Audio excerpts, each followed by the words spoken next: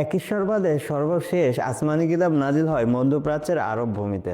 সর্বশেষ আসমানি কিতাব হওয়ায় মহান স্রষ্টা এটিকে সর্বসাধারণের দিক নির্দেশনা হিসাবেই প্রেরণ করেন। সম্পূর্ণ কিতাব নাজিল হওয়ার পর এই কিতাবে বিশ্বাসীরা তাদের বার্তা নিয়ে পৌঁছে যান পৃথিবীর বিভিন্ন অঞ্চলে। তারপর থেকে আজকে পর্যন্ত পুরো পৃথিবীতে এই কিতাবে বিশ্বাসী মানুষের সংখ্যা প্রায় 200 কোটিরও বেশি। স্রষ্টা তার কিতাবের মাঝে বিশ্বাসীদের নামকরণ করেছেন মুসলিম, আর মুসলিমরা তাদের উপাসনালয়ের নামকরণ করে মসজিদ। মসজিদ মূলত স্রষ্টার সেজদাকে বোঝায়।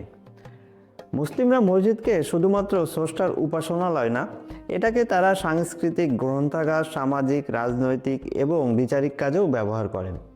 বর্তমান পৃথিবীতে মসজিদের নগরী হিসেবে বেশ কিছু শহরের নাম পাওয়া যায়। তার মধ্যে উল্লেখযোগ্য তুরস্কের ইস্তাম্বুল এবং আমাদের প্রিয় বাংলাদেশের ঢাকা ও বাগেরহাট।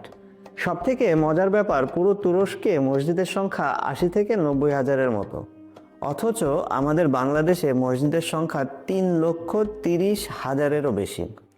এই জরিপটা পড়ার পরে আমার মনে হয়েছে পবিত্র এই কিতাবের প্রচার, প্রসার এবং প্রয়োগ আমাদের বাংলাদেশেই সব থেকে বেশি। পৃথিবীর অন্যান্য মুসলিম দেশের মসজিদের সংখ্যাকে হার মানিয়ে আমাদের বাংলাদেশ সেটাই প্রমাণ করেছে। আমি জানি আমার মতের বিরুদ্ধেও অনেকের মতামত থাকতে পারে। সোশ্যাল মিডিয়ার কমেন্ট সেকশনটা মূলত এই জন্য এত জনপ্রিয়।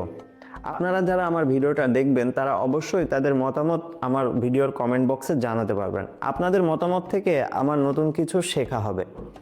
আর আগামীতে নতুন কোনো টপিক যদি মাথায় আসে অবশ্যই আপনাদের সাথে ভিডিওর মাধ্যমে শেয়ার করব। আজকে এই পর্যন্ত, ধন্যবাদ।